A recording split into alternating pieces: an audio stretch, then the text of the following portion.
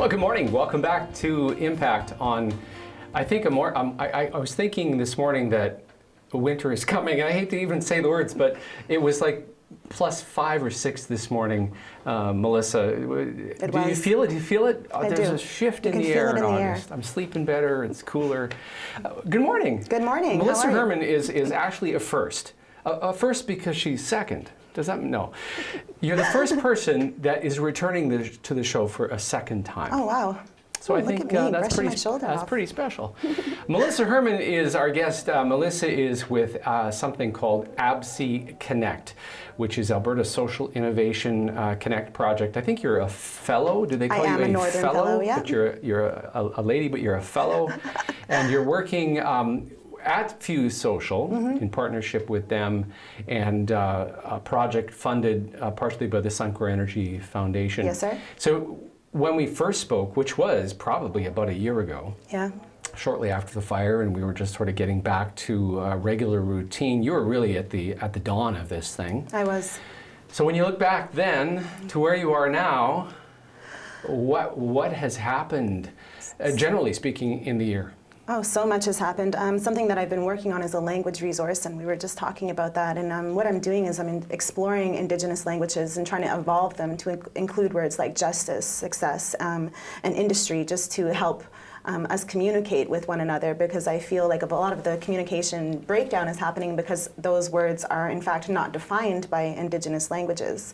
And something else that I'm hoping that rolls out into is an Indigenous social lab to host conversations like, say, one that happened at the TRC, the Truth and Reconciliation Symposium, that was hosted by the Regional Municipality of Wood Buffalo. I feel that a social lab would help those conversations move along. So let's pull back. So the first one about languages, you said you want to evolve a language that is thousands of years old. What exactly do you mean by that? Well, I want to go into the communities, and I do go into the communities as much as I can, and just ask them what these terms mean to them. So, for example, industry is one that comes up a lot being in this territory, but I found that some, and these are just from the people that I've spoke to, that some say Cree people relate the word industry to profit, and then when you go down south and you speak to Dana or Chippewan people, they relate it to destruction. So you can see how that when industry is consulting Indigenous people, how right off the bat, if we don't have that common word defined, that a breakdown would happen. So I want to include those and help evolve and help us as Indigenous people create those definitions. So I want to better understand that. So when you say that each language understands a word differently, is that the translation of that word? It is. It is. So you're hoping to create perhaps a new word that would better capture what really is intended. Exactly. And one thing that I found, say, I asked a Cree elder in Mackay, what is social innovation? And at first she didn't really know what I was talking about, so I explained it to her. And then she defined it for me in her context, through her lens. So I do have that, and you can check that video out on a Language Evolution Facebook page that I have, Denesoslane Cree and Michif Language Exploration. And there's a video of her basically explaining what social innovation means to her, and what it meant to her was seeing things through my lens, seeing things from my perspective. Through my eyes is how she was saying it. To see through my eyes is how she would say social innovation. And it was almost the exact same thing when you go down south. So Chippewan, Dana people are saying the same thing. It's to see from my perspective, to see from my point of view is what social innovation means. So now that we have that term, that's something that we can include, and I would like more words like that. So for the listener that may not be fully aware or even remotely aware of when you say down south, what do you mean by that? And so how does that work geographically in terms of the languages? Well, down south, I'm talking about like south on 881, so Jambe and Conklin would be predominantly Chippewan people or Danet people. Okay. And then up north in Mackay, it's predominantly Cree people. And then when you go further north, so say La Loche up in northern Saskatchewan, then it's a different dialect of Dana. So it does depend on what area you're in and which language is being spoken. Our connection kind of relates first to the La Loche situation that happened a number of years ago, and you were saying off air that people in La Loche, most everybody speaks Dene. Everybody. Even young people. Even young people. And like I was saying, there's children that would come up to me and would speak Dene, and I can only speak so much. And then once I stopped, they started to speak slower because they thought if they spoke slower that I would understand. Because to them, they just can't understand how I don't speak fluent Dene because it's so prominent. You know, it's what everybody speaks at the grocery store. Just walking down the road, it's what you hear. And I feel like it's places like that where my language resource would flourish because those are the communities that we're trying to get to. Those are the communities that we're trying to help counter that isolation. So if we can find those common terms, I mean, and it's coming from the community, then we know what they want as to somebody going in and saying, we're going to have a successful initiative. What does success mean to the community and what does initiative mean to the community? You know, because when we go in with those terms, they're kind of like, wow, slow down. Let's take a step back and define what it is that we're trying to do. Did you spent time in La Loche? Mm-hmm. Did you grow up there? No, my grandpa is originally from there. Okay. So yeah, my grandpa is originally from there, but then he ended up moving to Jambe, where my family is originally from. I actually was born in Edmonton and grew up here, but I do try to go back as much as I can because I feel like that's where I need to be for the information that I'm looking for, especially in terms of language. I find being in town, it's really easy to try to evolve it, but again, it needs to come from the community. Yeah. I can't speak to one or two people and say, oh great, you've defined social innovation, so that applies to everybody in that area. That's not the way it works. And so for me to be out there, it's just really, it's really humbling as well. So you speak a little bit of Dene? Mm-hmm. Can you say something, like how would you say hello in your language? Iglenede. Igleneda. Yeah. Well, sometimes I say Tsutsila, but I feel that could be wrong to some people. So, yeah. But when I introduce myself, I say Corinne Bilia. So I'm Corinne's daughter. Right. Ah. Yeah, and then or my grandma would say Doris Tsatsuna. So I would introduce myself as to who my mother and my grandmother is. It's wonderful to hear that a community like La Loche, as an example, where the language is alive. Because I listen to CBC quite a bit, and they often speak about languages dying, Aboriginal languages. So there's an example, a positive example, where it's alive and well. Oh, definitely. And I feel like some people that I speak to, they don't like the language being referred to as lost, because they're saying for it to be lost, it had to have gone somewhere in the first place, when in fact it hasn't. It's always been there. Yeah. Yeah, let's add a little bit more context to your role within ABSI Connect. You were hired with a real Indigenous focus, but can you just give us the high-level picture of what you're setting out to do? Essentially, I'm trying to change the system. And one thing that my director is always telling me, because there are some times where I'm like, I'm not making a difference that I could measure, so you know, this isn't working, but she often tells me this isn't going to be easy. This is a system that's been created over a long period of time, and I probably won't see a lot of the results. But my focus is to focus on things that are working in Indigenous communities and to support people where need be. So if something's working, it's my job to align, connect, and support, and direct them to the resources to help them flourish. So anything above the 55th parallel, which is could go as far north as possible, but I try to focus on the Treaty 8 territory, which is where the regional municipality of Buffalo lives. And I think one of my highest points right now is that recently the Fort McMurray courthouse has gotten a Dene translator. Now this is something that you would think would have already been there, and again, this is, I think this is a high point because of the measurable impact. Since the translator has been provided in partnership with the Fort McMurray Multicultural Association, not only are jobs being created for people who speak fluent Dene and fluent Cree, but we're actually having people communicate better and within the justice system. And again, like, justice is one of those words that I want to define. So it's all tying in nicely, and that's what social innovation is. It's just that whole web of things that make a difference.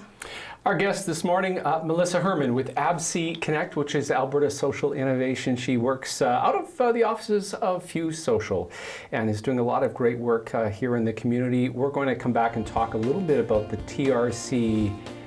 It wasn't the symposium that occurred a number of months ago, and found out how that went and what will evolve from it. You're listening to Impact right here on 91.1 The Bridge.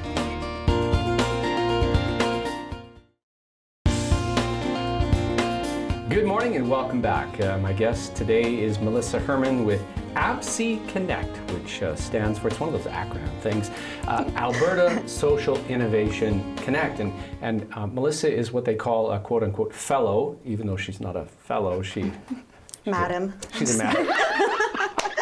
I didn't want to say it. So she's really focusing in the world of social innovation through an Indigenous lens. And, you know, as a country, our relationship, our understanding, our connection to Aboriginal culture certainly is a priority. We all can appreciate that, and so the work that you're doing is great. And before we dive into the TRC symposium that happened, you did want to talk a little bit about National Aboriginal Day, which happened just prior to that. I did, because I feel like that if that's not social innovation, I'm not sure what is. Now, I was chair of that committee, and the previous committee had basically kind of fallen through, but naturally after the fire, everybody had a lot of stuff on their plate, especially personally, and that's something that they spearheaded for a number of years. So when they were unable to do it, it was just kind of, to me, it was really important that it happened, mostly because naturally after the fire, a lot of the Indigenous people opened up their homes, and I thought, if that's not reconciliation, I mean, what is? And if we didn't celebrate that in town, I think it would be a disservice, and I think that a lot of people would be missing out. So what happened is myself and a new committee pulled together last minute. We had very little time and resources because of the lack of time to pull it together, but we did pull it off. We had dancers come in from northern Saskatchewan, and they performed for next to nothing, just because they were so inspired by the theme of reconciliation and what happened here in Fort McMurray, with the fact that, I mean, when you have non-Indigenous people going and staying in Indigenous communities and Indigenous homes, those are things that need to be captured, because I'm pretty sure there was empathy built that day that the rest of the country can learn from and learn. So National Aboriginal Day to me was a celebration of our culture, a celebration of reconciliation, and was the first time that there was actually a theme, because I did wanted to have that theme of reconciliation to drive that home.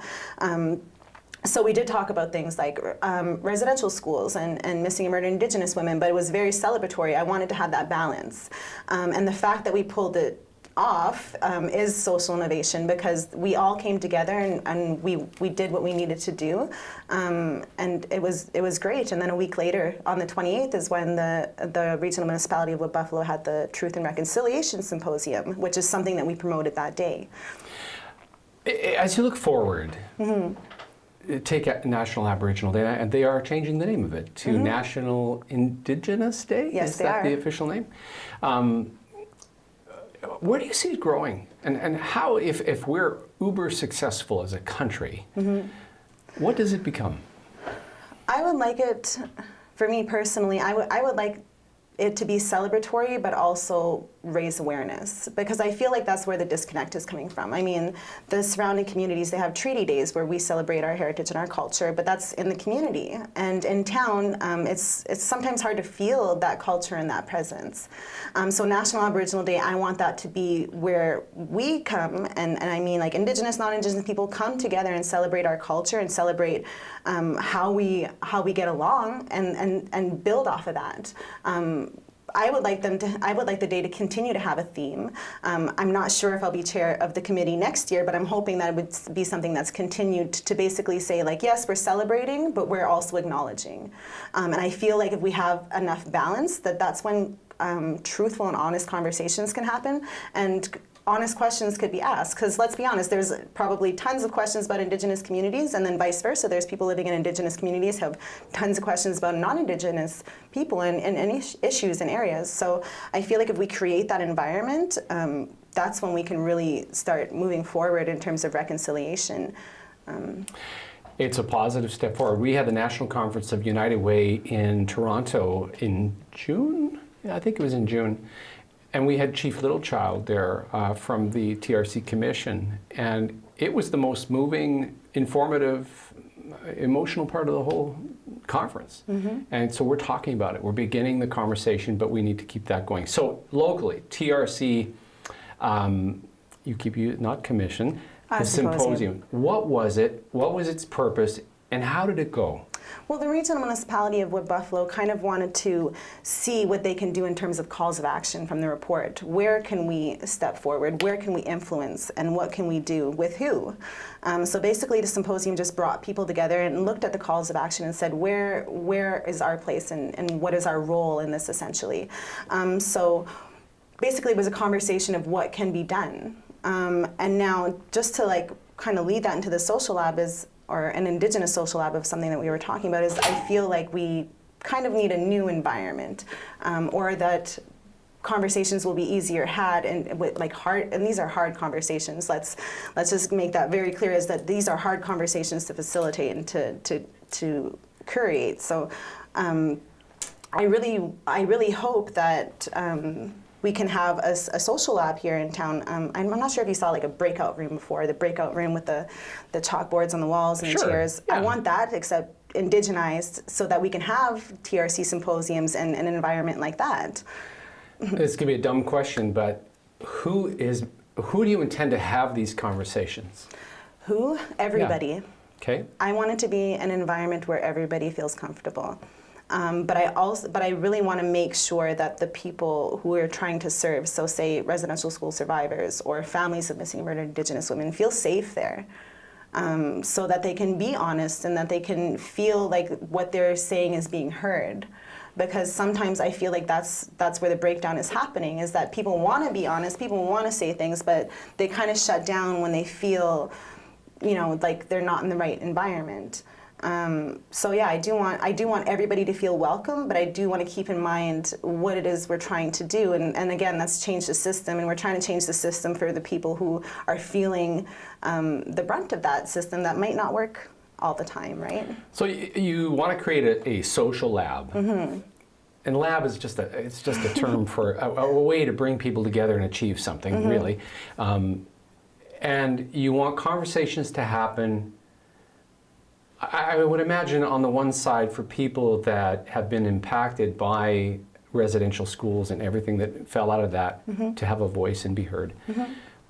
But is the other side for people like me and my family to be able to engage, to better understand what our neighbors and friends have gone through? Yeah. Well, empathy has to work both ways, and that's something that I learned as an ABSI fellow. For the longest time, I was demanding, I demand that somebody empathize with me as an Indigenous woman, you should understand. But again, it works both ways, and so I stopped for a second, and I'm thinking, why would somebody empathize with me? I need to empathize with them to figure out why they would empathize with me. And it needs to work both ways. And I feel like with those environments, people, again, can ask those questions that they might not feel comfortable asking all the time. And they can have those conversations because it's a safe environment. And the whole purpose is to learn from each other.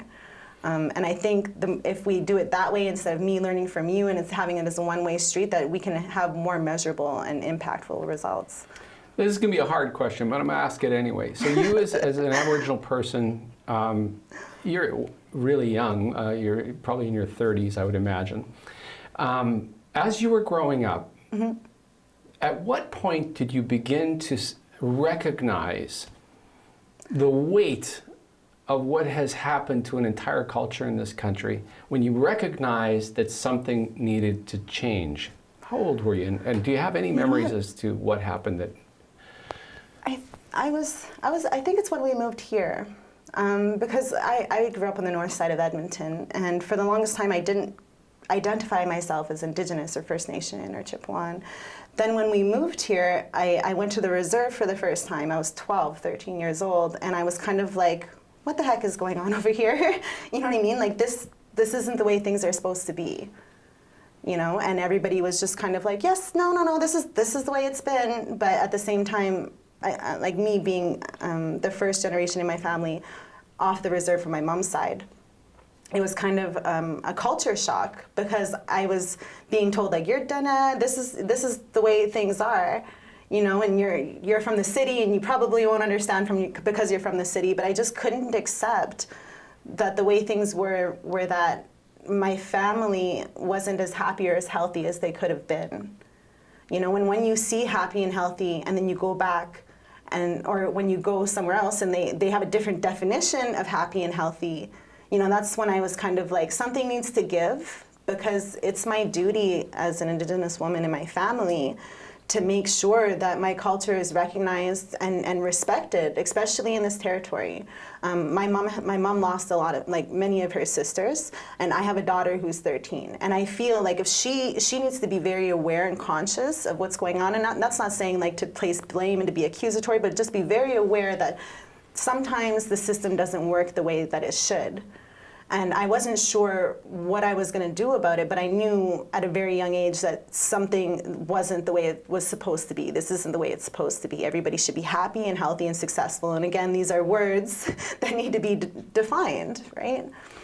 I get the sense that as you go through this process of, in your words, attempting to, I don't know if you said fix the system, but work on the system. Change the system. Change the system.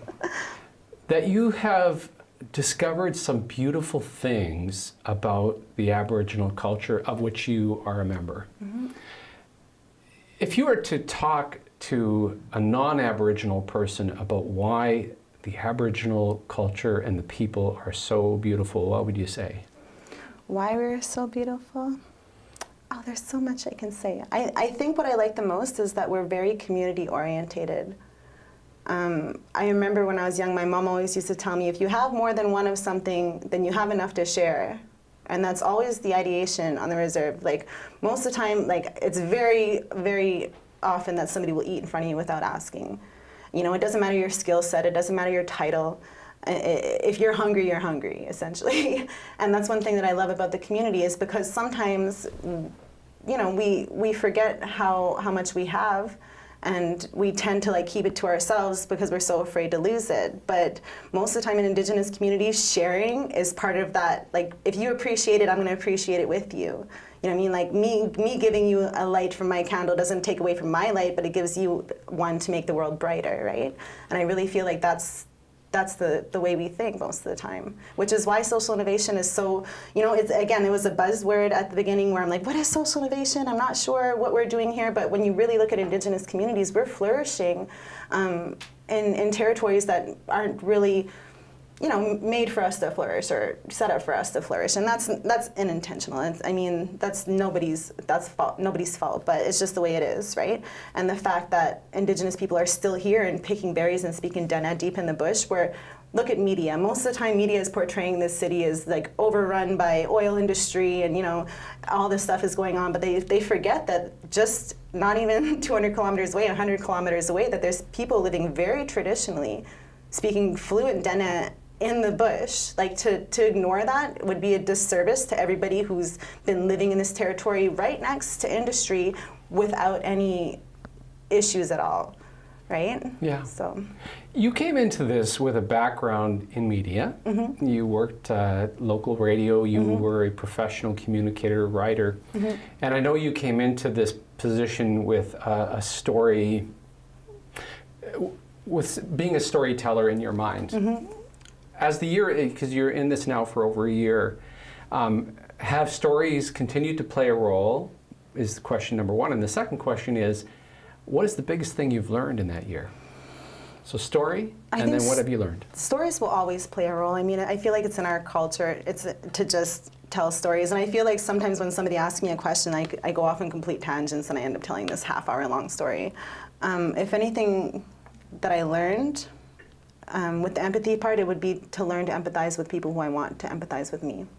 I think that was professional and personally groundbreaking for me, because that's not something that I really thought about for the longest time. And it made me really, I'm not going to lie, it was frustrating, because I always assumed that a lot of the issues that plague Indigenous communities were just that people didn't care. That was kind of my mindset for a while, where I'm like, people don't care and that's why this is happening, when in fact that wasn't the case. People don't know.